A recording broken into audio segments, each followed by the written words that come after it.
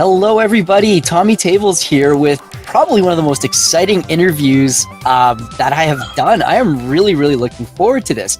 We are going to be. Oh, hello, Lou Wasserman's I can live up to it. You can. So, without spilling the beans too much, Mr. Wasserman's ghost. Can I call you Lou? Lou or Ghost or, hey, you, I answer to hey, also. You.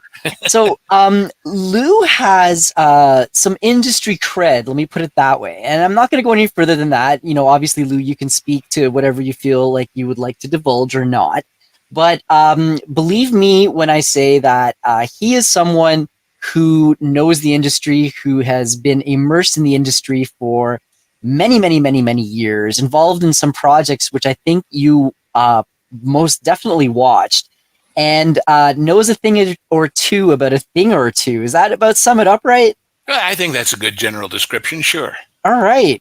So thank you so much for taking the time to speak with me today. We were speaking a bit earlier on the Pro Show, and I was really looking forward to this interview ever since you agreed to do it. How are you? How are you doing? As well as can be expected, I would say. And, I once knew a guy through a different business connection who was a former attorney general of a major southern state. And he had a great saying. He said, don't tell people your problems. Half of them don't care, and the other half are kind of glad you got them. So, yeah, you know what? But you have to hear it with an Oklahoma accent, so. I might steal that. That's actually a really, really good line. Wow. One of the reasons I picked Lou as my doppelganger is he had a great statement that I wish, or I bet maybe in his heart of hearts he wishes Iger had taken to heart. He said, don't stand in the spotlight, it'll fade your suit.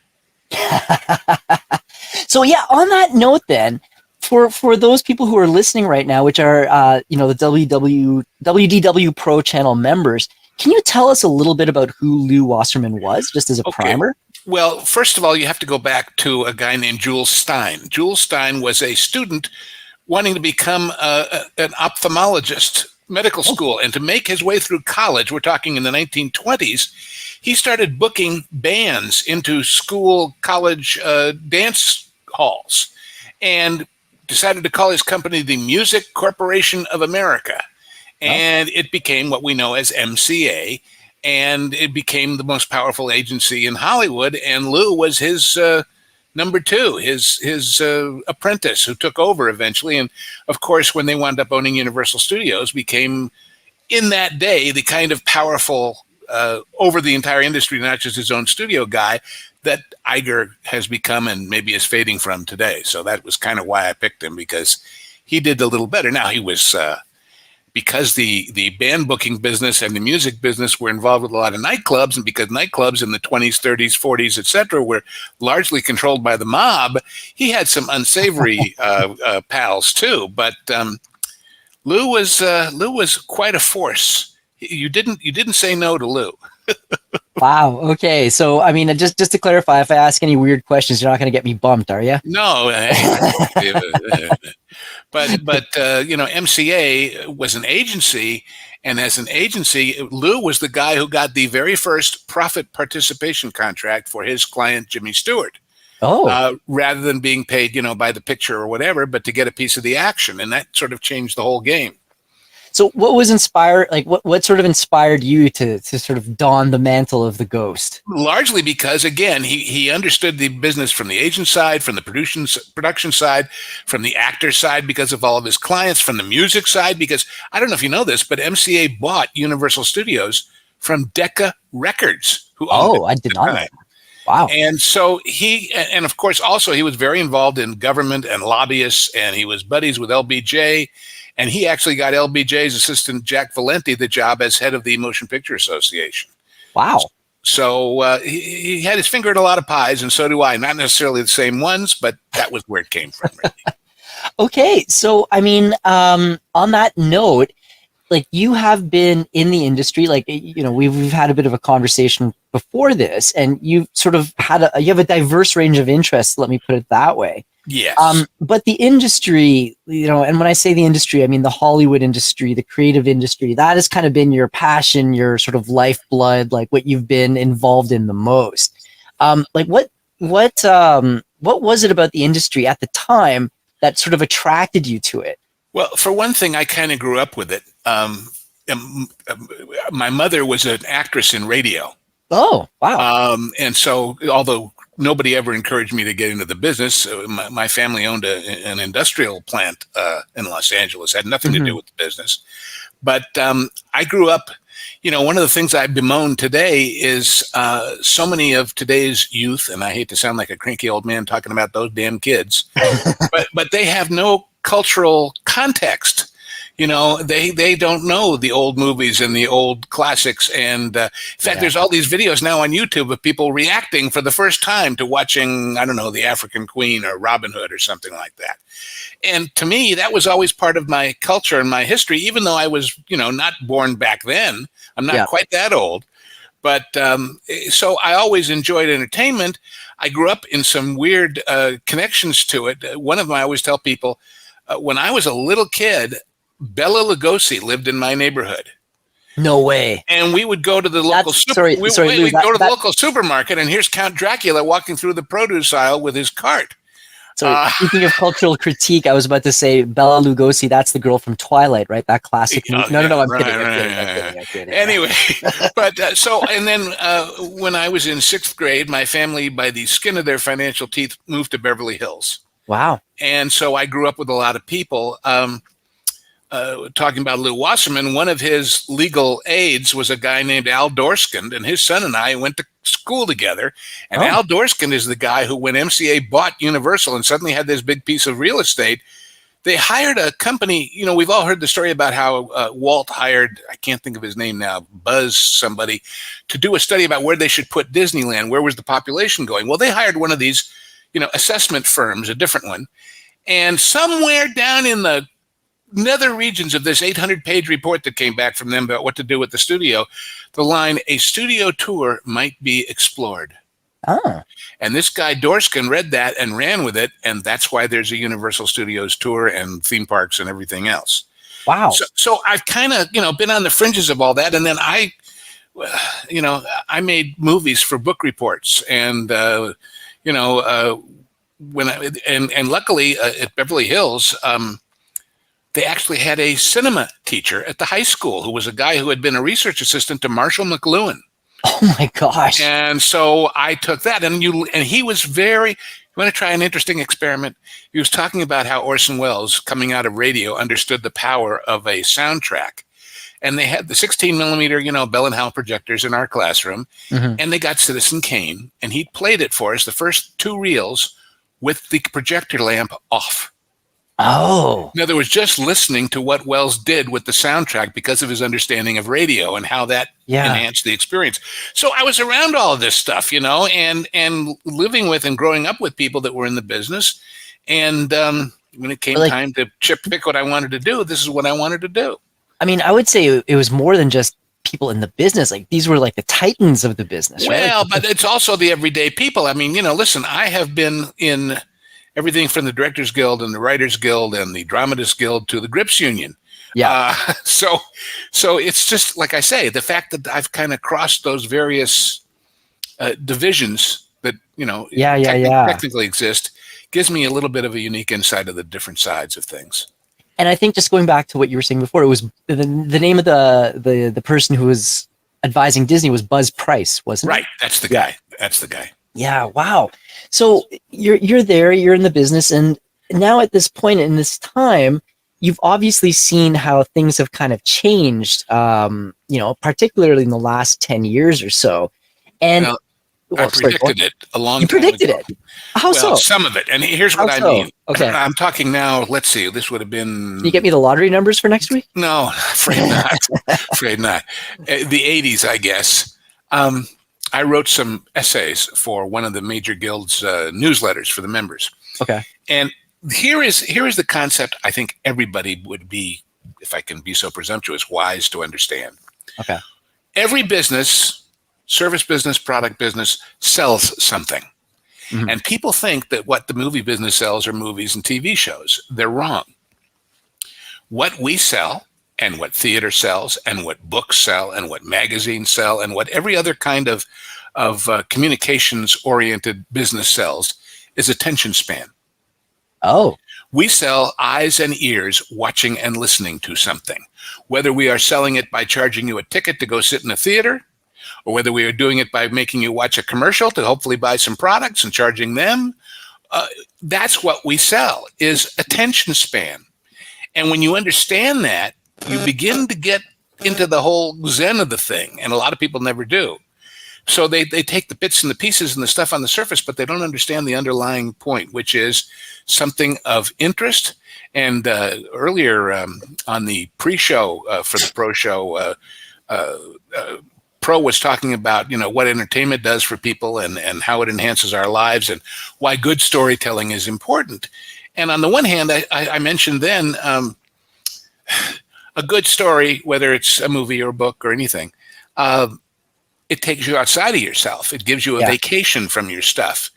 But it also gives you inspiration, we hope, to have your own adventure. And it doesn't have to be slaying dragons and fighting orcs and all the rest of it. Mm-hmm. But I always grew up thinking, look, people say, how do you remember and know? I'm real curious and I have a really good memory.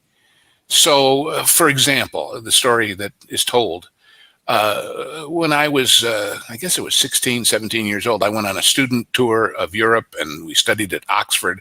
And so we were in Oxford for about 8 weeks and living in a little hotel, and it was summertime, summer vacation, so the university wasn't really on. Everybody else in that group, smart kids, going to school, we were taking classes in Shakespeare and everything else. But in the downtime, they hung around the hotel. I went out looking and I found museums and places in Oxford that weren't on any tourist map. I found one that was nothing but old astronomical instruments, all those brass telescopes. Wow. And it was just fascinating. Why? Because I went to look. Yeah. And earlier people were talking about how people can channel through what they watch. On another tour later, we were in a group and I was paid what I thought was a really nice compliment by one of the older students, because I was one of the younger ones, which was every time, of course, we would get on a plane or a train or wherever. We were in Eastern Europe. We were all over the place. They'd always count heads.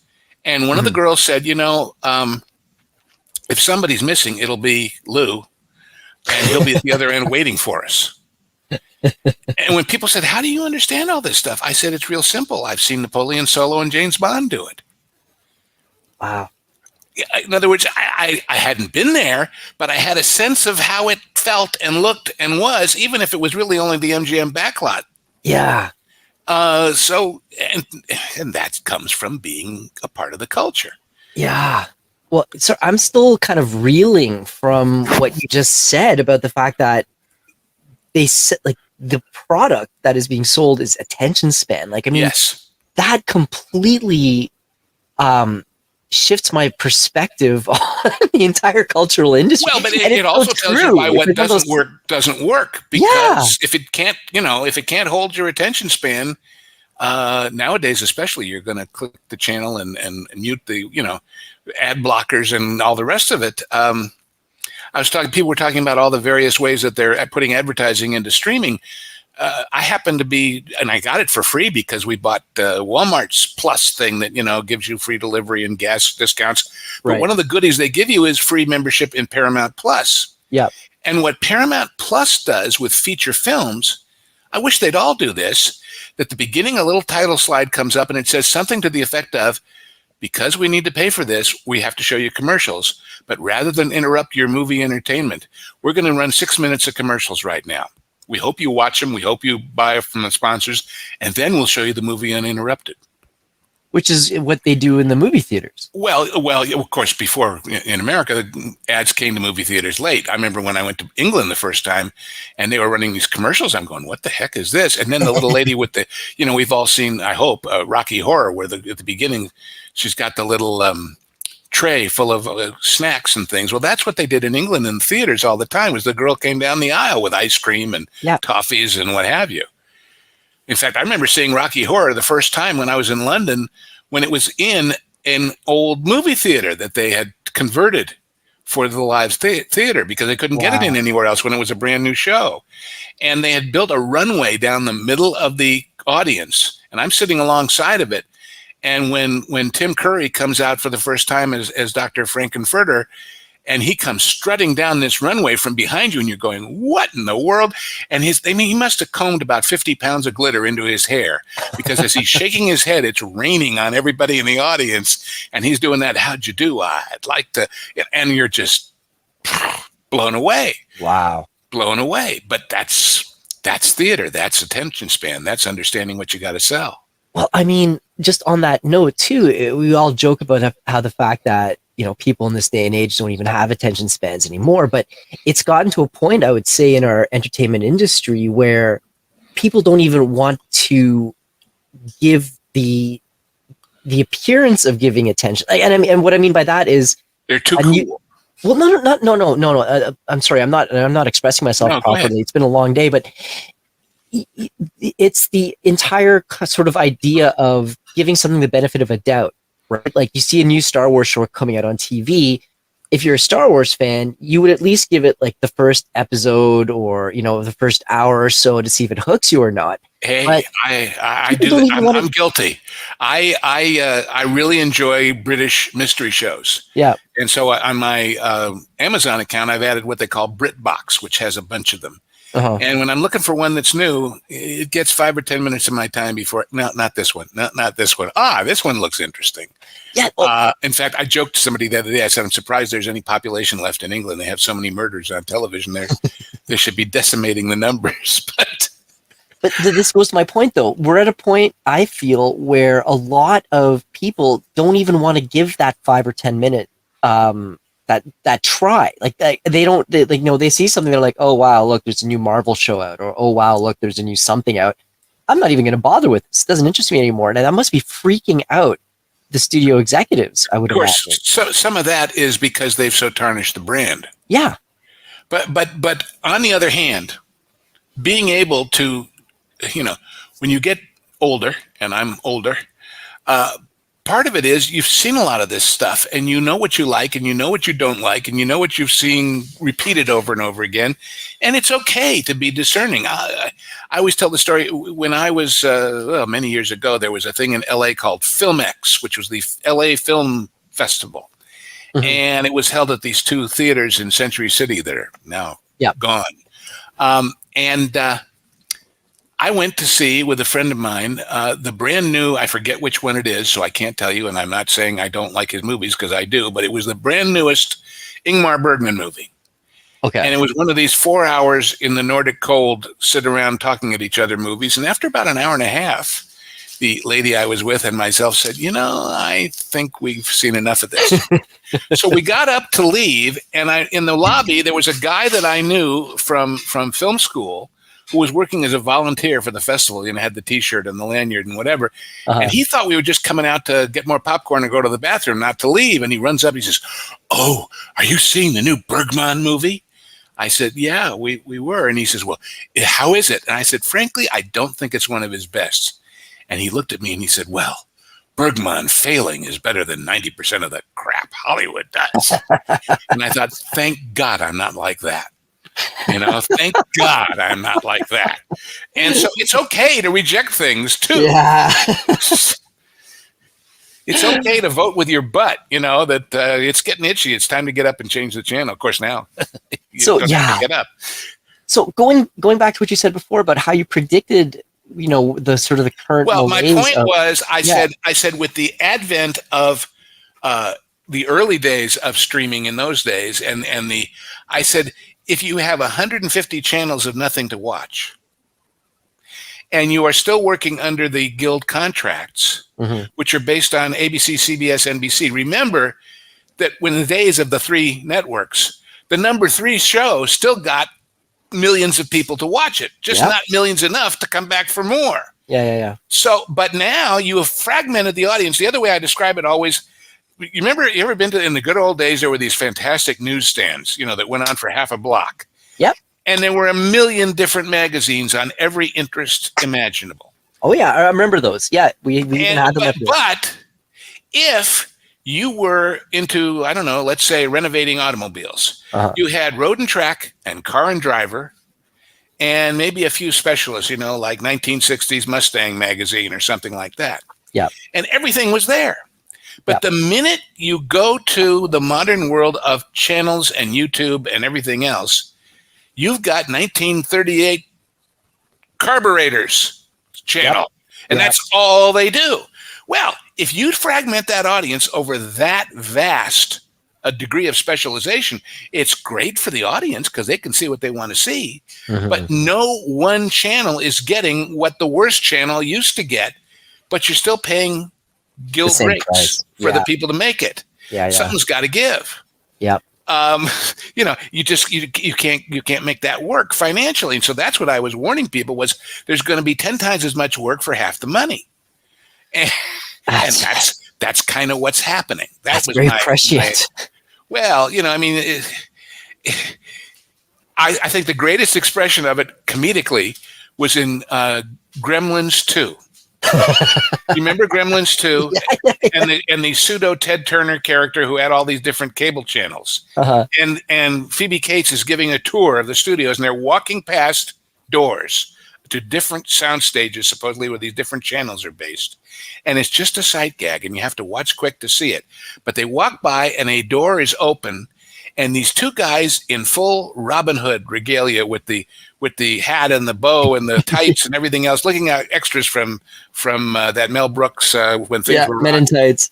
they walk out and they close the door, and the sign on the door says the Archery Channel, Archery 24/7. That was the most brilliant gag on the fact of how narrowcast things have gotten. Well, if you're an advertiser, think about it for a minute. Yeah. If you're Coca-Cola, you can advertise everywhere. If you're, in that case, I don't know, something such an arrow feather seller, you can advertise just there. Mm-hmm. What if you're somebody in between?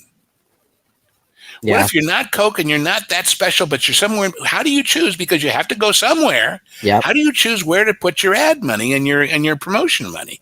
It's not easy. I know that of the series that I worked on, I looked on a lot of brand new shows Mm-hmm. that made it, but that didn't make it and whatever. And I would watch every week and see who was advertising. And if by the fifth or sixth week we were getting Minute Maid orange juice and Chevrolet, okay, this thing is reaching a broad audience and therefore it's liable to stick around. Right. If not, not. So. Well, I mean, I would dare say, like, again, you pointed out just an absolutely correct phenomenon. Like the bubbles, the large bubbles we used to sort of live in, they've all kind of gotten a lot smaller and much more numerous. And I would say that even Coke would probably have a hard time choosing of the, where to advertise among all the fragmentation that's happening. And it's not stopping. Like it's just accelerating basically. Well, except that with the advent of political bents and wokeness and all the rest of what we could call it, and probably won't go into it in great detail, but we know what we're talking about. Yeah. It's kind of separating, the Cowboys from the Indians, or the North from the South, or whatever you want to call it. Even though you may be a specialist, you've chosen a team in a lot of the cases of these people, and that's really foolish. Because if you really want to turn off look at the Disney people. It's not just we're going to do this. Go back to even Bud Light. Yeah. They didn't just say we want to attract a wider audience. They said, screw our regular audience. They're a bunch of Neanderthals. We don't care. Mm-hmm. Well, you can do a lot of things to turn off an audience, but treating them with contempt is about the worst. Yeah, I mean, and it basically is putting all of your sort of chips in the hat that the audience the new audience you're pursuing will be able to tell pick up people the what slack. you'd like them to watch. Yeah. You can tell people we wish you would take a sample of this. But if you start telling them you better watch this or else, and if you don't, you're bad. That's the first way to tell people, I don't think I'm even interested in playing that game. Thank you very much. Goodbye. And that's what we're seeing now. Yeah. So, I mean, Lou, do you think in your own opinion, and I'm sure you're still talking with people in the industry on sort of the other side of the curtain, like, do you think they've realized now the sort of the sinkhole that they've dug themselves in, and that, how do they get themselves out of this? Well, I think the market will sort it out. And the market sometimes is way ahead, but usually it's a little behind what's going on. I think, for example, everybody makes a big deal about Disney and DeSantis and the so-called "Don't Say Gay" bill that wasn't a "Don't Say Gay" bill. Right. I think if that was the only thing, there would have been anger, there would have been frustration, there would have been combative words, but that would have blown over. But then when you got those videos released of all these people sitting around at Disney, I'm putting all this content into my shows and they're encouraging me to do it, and I'm going to show them. Yeah. Suddenly people start to get to the point where it's like, I was reading one of the notes on, I forget which one of the shows on the channel here, and somebody said that they specifically were sending a message to all their relatives and friends about buying their kids gifts this Christmas and saying, whatever you do, no Disney. Yep. That's pretty damn powerful. And you don't have to lose much to lose everything. Interesting. What do you mean by that? And yeah, the other thing my wife in the background just pointed out, these expensive trips, Mom and Dad maybe can't afford it, but it's Grandma and Grandpa that might pay for it. And if they're mad, and they're more likely to be of a previous era, I think we're going to Dollywood. Yeah, no kidding. And so, do you think, like, I mean, is there hope? I suppose that people like that. Are we going to see a correction? You think? Like, Well, have you the already hope started is, seeing that? I believe in the free market, and if some of these big players, if you don't learn, you're going to die. Yeah. If you don't adapt, I mean, it's Darwin, right? Right. If you don't adapt, you're going to die. And how much? To me, the only part of this that's fascinating is that these big institutional investors have stuck around for this so long. That is true. Yeah. That they have watched, that they've bought or repeated the hype. And of course, the only reason for that has to be, well, because otherwise I have to admit I was wrong in having faith in Iger or whatever. I have to admit I was mistaken, and I'm infallible because I'm a god of the universe. You know, one of the things you learn in the industry, I always hate calling it that, but I do it like everybody else. You learn that people who get paid a lot of money presume they deserve it. And therefore, and maybe they're right and maybe they're wrong, but if you ask them, well, why are you doing that? The answer is because I'm getting paid all this money and I'm the boss. That's why. So that introspection and self-doubt are drowned out by financial reward and status. Well, I wanted to ask you about that because I am sure you've run across some pretty big egos in your time.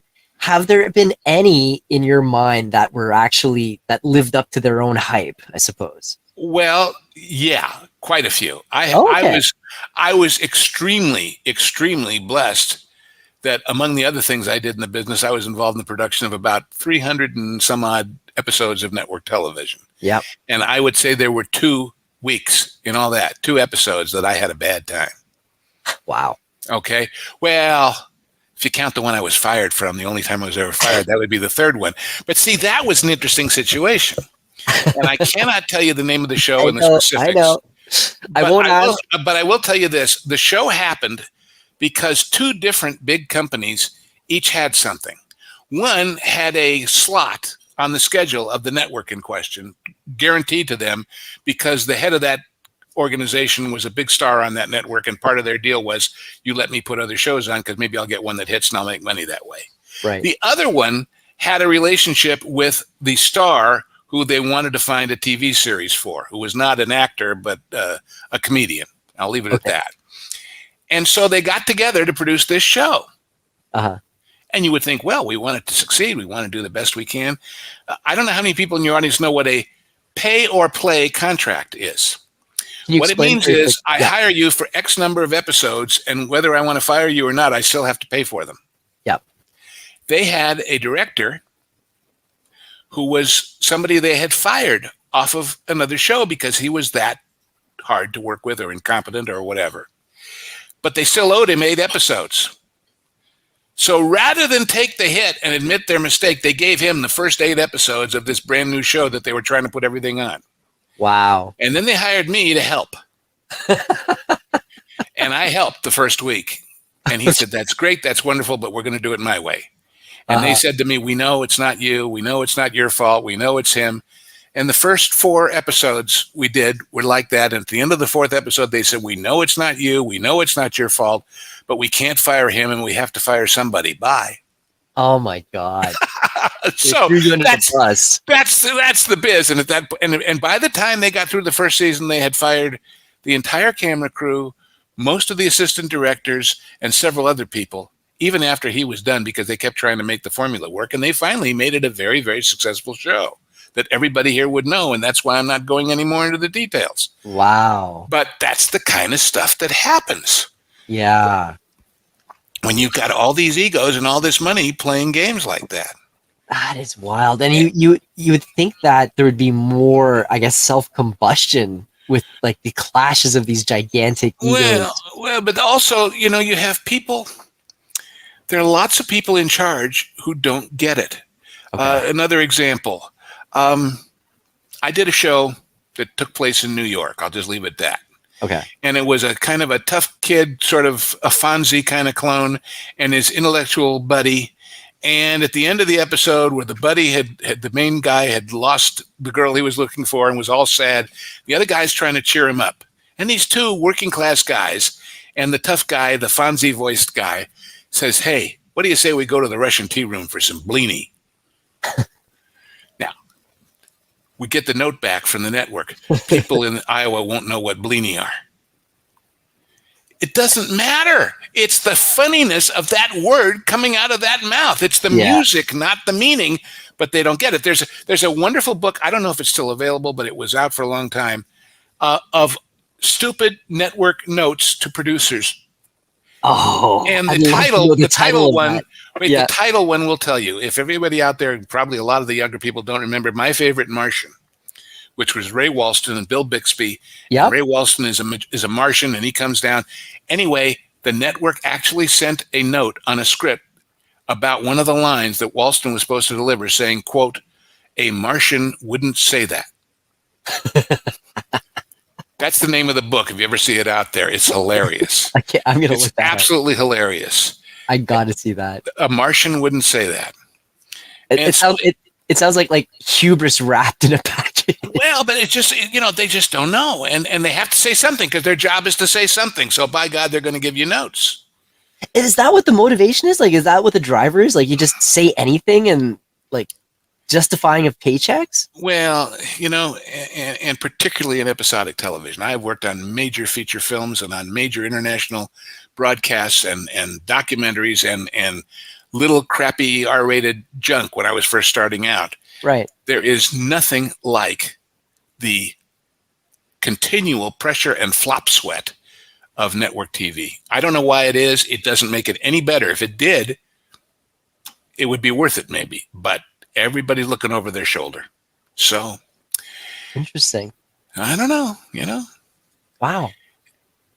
Well, gosh. So, I mean, obviously you're still, you've still got your eye on things. You're signed up to Paramount. I'm presuming, Disney Plus, Netflix, all of these types of different. Actually, I am not on Disney Plus for principle, and I left Netflix for the same reason. But I've got Amazon, and I've got Paramount, and I've got what have I got? A couple others.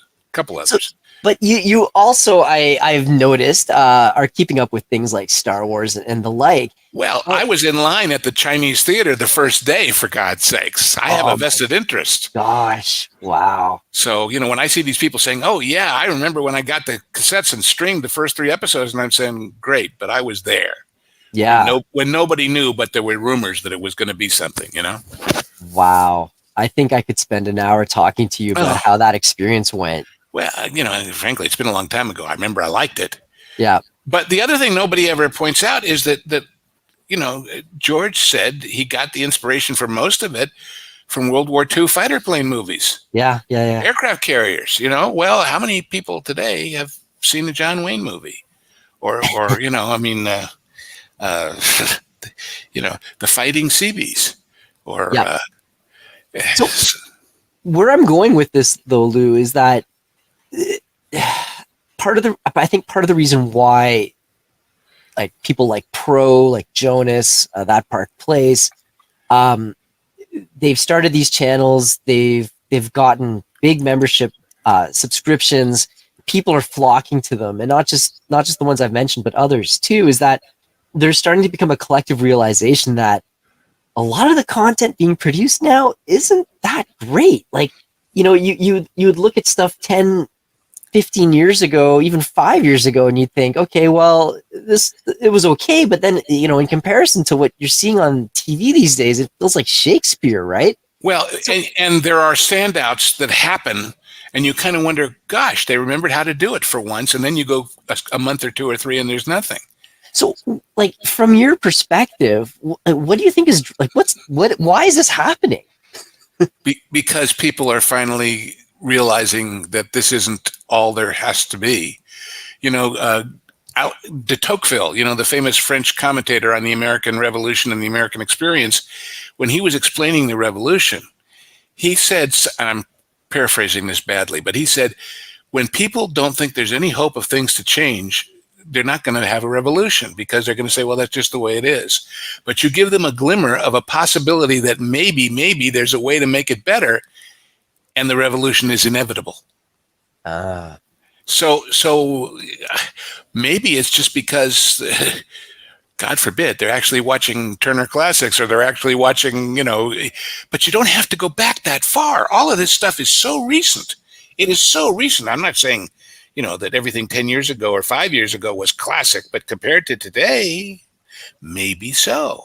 Yeah. It's the old joke about the Beatles. Wasn't that the guy in Wings' other band? So, and of course, the fact that everything is available here on YouTube and elsewhere to go look at, people are shocked that there was actually something like that. I mentioned, I guess it was on the show last time or the time before, that in the old days, they say that during the days of radio, you could walk down the street of any town in America when Amos and Andy was on, and everybody listened to that show. And you could literally, just because there was no air conditioning and all the windows were open on a summer's evening, you could follow the whole show on your stroll for 20 blocks. Wow. Because there was never a place where it wasn't playing out the window of a family listening to it. We had that communal shared experience. Look at, comedians used to say in a good complaint that going on Johnny Carson meant they had to have a whole new act, because they could sue those same jokes for 6 months. But the minute they did it on Carson, they were dead for nightclubs because they'd heard them all. Yeah. Yeah. No, it's true. I mean, the last time I saw any sort of communal gathering for TV shows was probably Game of Thrones, when they were advertising, or not advertising, sorry, but rather video streaming all of those meetups that people were having in bars and reacting to the movies, like the TV shows and whatnot. And you're right, like, we are so stratified. We don't have that, like, there's nothing really out there that we all watch together anymore. Except when you give them something, which the most recent example, I guess, would have to be Top Gun Maverick. Yeah. And I was mentioning, and again, this was one of the recent things that I was on here someplace, when we went to see it, it was not just going to the movies after a long time of not, and not just because of COVID, just because of disinterest. People were not just there because they were excited about the movie. They were standing in the lobby with the popcorn and the drink and kind of looking at each other like, hey, this is fun. I remember this. I remember this experience of being with an audience. Mel Brooks, famously, when he came along in the age of the multiplex of 12 cinemas of 100 or 200 or 300 or 5, he insisted that they could play it in 2 or 3 theaters, but they could not play it in the big house with huge audiences. He put a limit, I think it was 250 or 350 or 400 max. Why? He said, because if you're in a room with a bunch of other people and there's a laugh, everybody laughs. But if you're here and the other guy's 3 rows away on the right, the other guy's 6 rows away on the left, it doesn't happen. And the movie suffers for it. It's a communal experience. Wow. Well, but take that through to people at home watching on a big screen, just them and their popcorn. Right. So it changes your perception to not have the audience experience, for good or for ill. So, Lou, I mean, one of the things that is often a subject of discussion on the Pro Show and that Park Place and whatnot is Disney. And I know you've said that you've had a long and enjoyable sort of experience. Well, I grew up at Disneyland. I mean, I really did. Yeah. So how, in terms of where things stand with respect to Disney, the parks and the company and whatnot, I'm not going to say like, how do you feel about how things are going right now, but where do you see things going, I suppose? Well, I think you have to look at where it's been. And in this case, sadly, it isn't that recent. I always tell people a story. I was at Disneyland one day. This must have been probably, middle 90s maybe. And I'm standing in line at what's called the Stage Door Cafe, which is next door to the Golden Horseshoe. And it's a hamburger stand, basically. Uh-huh. And there's these two Disney suits, a man and a woman, probably both in their early 30s. And, they're wearing very neat, not quite business attire. They didn't have a coat on, and they have the little name tags. And they're sitting there with a clipboard, and they're very deeply discussing things. And I'm a natural born eavesdropper, so I listen. And what they're discussing is how come this line is moving so slowly.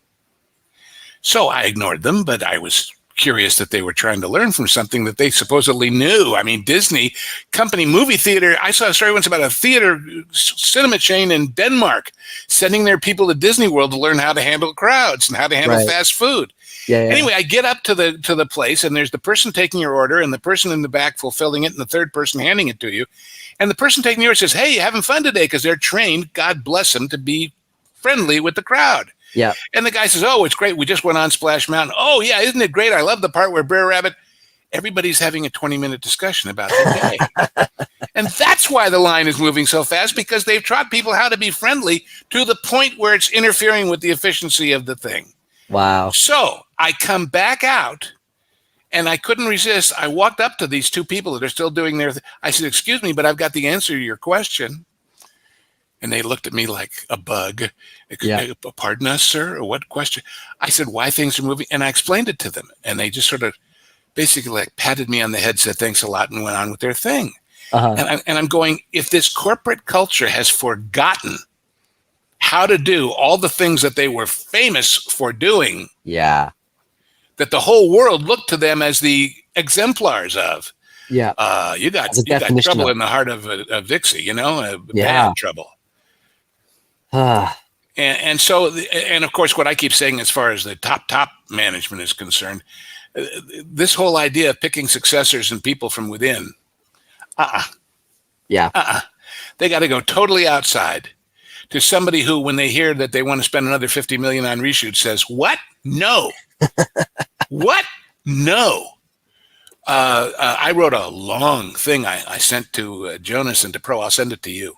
Okay. About please. the whole science and product of production management. It's not rocket science. We've been around for a long time, and we have policies and procedures. And the idea, a production manager or a producer breaks down a script, figures out how many days and what order to shoot it in and where the people are and who's needed on this day. And that gets translated into a call sheet, which is a daily schedule, and you follow it. But to do that, you've got to have a script that's pretty darn close to right, and B, a cast that you're pretty darn sure of. The reason for all these endless reshoots on all these things is because they didn't have any of that. But they made the movie anyway. Well, somebody's got to be there to say, "No, come back in 6 months when you've got a script." But that isn't happening. Well, it's funny that you say that, because it does feel, from an outsider's perspective, that they really have forgotten how to do these things. Like, well, there was this. Some of these people never knew. right? And that's where the executives should be there to teach them and show them, but they don't, because they never knew either. There was a story just recently, I guess the channel covered it, of one of these directors of one of these things talking about, "Well, I don't even know where I am today. I'm just trying to get the pages they gave me done." Well, if you don't know what the movie's about and where you're at, then the actors don't know and the crew doesn't know. I always cite, in my opinion, one of the greatest motion picture acting performances in history, and this is saying a lot considering all the greats, Right. was Pacino in The First Godfather. And I'll tell you why. Here is a character who goes from a nice kid who, granted, has a shady family, but he's a war hero and he's a good, clean-cut American guy, to an absolute stone-cold monster by the end of that movie. Yeah. And yet, the film was not shot in order. No movie is, which means that actor had to be in touch with exactly where that character was in that progression at every given moment in that story before they ever got started. And by God, it's seamless. It just absolutely is seamless. You maybe don't like him like you liked him at the front, but you understand him. Now, And that's a movie performance as opposed to a stage play where you do the whole show every night. it to this day, I still find it disconcerting whenever I watch, a behind the scenes documentary and you realize that, hey, they actually shot the ending of that film at the beginning, and your Well, natural inclination is to believe that they just go, from scene one all the way to the conclusion, but never. that's absolutely not the case. And Yeah. carry it one step further. In the old studio system where everybody was on a salary and was there every week. The reason why, for example, in all those great Warner Brothers movies, the reason why Peter Lorre and Sidney Greenstreet and all these guys are in every one is because on Tuesday they finished Casablanca and Wednesday they went on to Maltese Falcon and on a week from next Thursday they moved on to what, because they were on the clock, baby. Mm-hmm. And so they really, in fact, the last famous movie that had no idea how it was going to end when they started was Casablanca. Really? Oh yeah. There were all kinds of stories about Casablanca and what are we going to do and who's going to get the girl and shouldn't Bogart get the girl, but they shot it and they shot it and they shot it and they got it because they had to, because it was in the schedule and they had to get it done. And that kind of pressure is a good thing if you have talented people who understand how to make it work. Well, it worked for Casablanca, but not for the sequel trilogy of Star Wars, I guess. Well, but then the famous case where it didn't and it cost them millions was Cleopatra. Cleopatra, somebody got the bright idea, well, what we're going to do is we're going to build the sets for ancient Egypt in England. And it rained. And it rained. And it rained and rained and rained. And Elizabeth Taylor got pneumonia. And her contract said even if they shut down the picture, she still gets paid every week they didn't make it. And they dismantled everything and they moved it. That's why there's Century City. They literally went broke. Wow. They shut down the entire thing, and the entire back lot of Fox, which was once a teeming thing like Universal and then some and MGM, became offices and hotels and shopping centers. I watched them build it. My dentist's office was across the street, and I sat there with my mouth open and things as a kid, watching them build Century City. Wow. Which came from 20th Century Fox. That is. So, these things happen. Yeah. But anyway, I could go on forever about those things, but and I'd love you to. No, I would, if you're up for it, I'd love to have a second conversation with you to sort of continue on with this. But I feel like Bogart saying, well, you just ask the questions and I'll answer them one by one. If you can't mute me, I got to have some marbles and some strawberries. But so here's another question that I think everyone's very curious about. How did you come across Pro in the channel here? I guess because being interested in the parks, I kind of am in that. We'll push you these people who talk about the parks, and I know something good when I hear it. And also one of the other sites that I used to follow very closely recently had, and you can figure out which one, kind of a major explosion. Mm-hmm. And it's a damn shame because there's good people there. Although, anyway, I used to go very regularly, and certainly, like I say, I grew up with Disneyland, and then when Disney World opened, I used to jokingly say that Epcot was my other religion because it was so positive about the future, and it was so everything. And I love, I'm sorry, what's his name? Josh, his wonderful site with all the great music and everything. Josh Harris. Yeah. Yeah. Oh God, it's fantastic. And it's that kind of optimism is missing. And what's missing is because people are too busy complaining and pointing fingers and playing the victim card. Yeah. You can't do that and look at the future at the same time. But anyway, the short version is I just stumbled across, I wasn't searching for anything new, but when I found it, I thought, gee, these people kind of know what they're doing. I guess I'll pay attention. Well, and then I, of course, the other thing is with the other people that I was listening to and following up, I would hear them say something that I knew was absolutely not how the business works. Because they were good people and they were sincere, but they were basically fanboys from the outside. And I would say, no, you don't get it. This is how it really. And they kind of gave me the same pat on the head that those guys at the Disney stand said. And here, when I mentioned things, people listened, and that's always nice. So, Well, I've got to tell you, Lou, we're gonna have to wrap this up. But I am honored to have listened. Like, this was fantastic. Gosh, it's such a pleasure talking to you. Well, and to you, and anytime. I'm glad all of this knowledge or insight or whatever isn't just my wife's heard all these stories already 20 times, so I need a new audience. So you're it. All right. Well, no, I definitely think this audience is. Oh yeah. Well, in this audience, you found the right one, certainly. And I mean, guys, listen. For the people who are listening, let us know your thoughts. Like, give us some comments. I want to do a part 2 discussion with you because this has been great. Thank you very much, Lou. It's been. You're very welcome, and thank you for asking. Yeah. So look, I hope you have a wonderful night. We will definitely be in touch. Please send me that write-up that you mentioned that you did.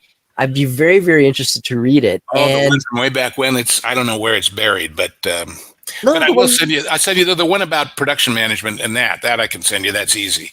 Yeah, that's the one. Yeah. I'm really curious about that. Well, look, thank you very much on behalf of, I think, everyone listening. This has been an absolute joy.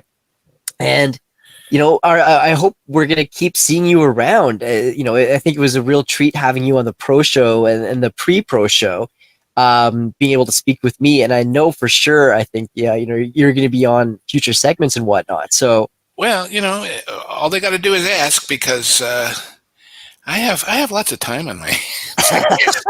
Maybe embarrassing to say. You might regret that. What the hell? But no, I've always thought about doing a channel of sort of the how did this movie get made, the backstage stuff. But I guess there's a lot of that out there too. But people don't realize how many times a happy accident creates great art. So.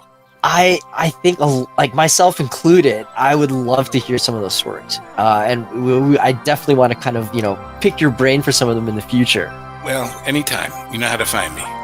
Nobody else does, except coming soon to a theater or drive-in near you. True enough. All right. Well, thank you very much. Audience, let us know what your thoughts were on this. And if you have any other questions for Lou, please drop them down below. And I hope you all have a wonderful night. Wilton, you're not allowed in the kitchen. And, it smells like burning dog hair. What are you doing in here? Well, I got a DM from Slade Wilson on how to roast Jonas. I mean, I didn't bother reading it, because I already have the perfect plan. Wait a minute. So you're challenging Slade? Well, not really. It's more like what Caffeine Kennedy and Kevin Feige do to Disney. A tag team of destruction. Plus, we're also making sure that everyone knows to subscribe to WDW Pro this Christmas. Well, I appreciate you helping Pro, but doing one good thing does not make up for both of you doing a bad thing. Pro's making sure everyone gets accurate information and stays ahead of the culture curve, but, oh man, what is that smell? You're not really... Oh, yeah, no, I'm literally roasting Jonas in the oven. I mean, I was kind of confused on where you were going with that line of questioning in the first place. Roasting someone's a figure of speech. You don't actually cook them. Somebody. Oh my, hang on, Jonas.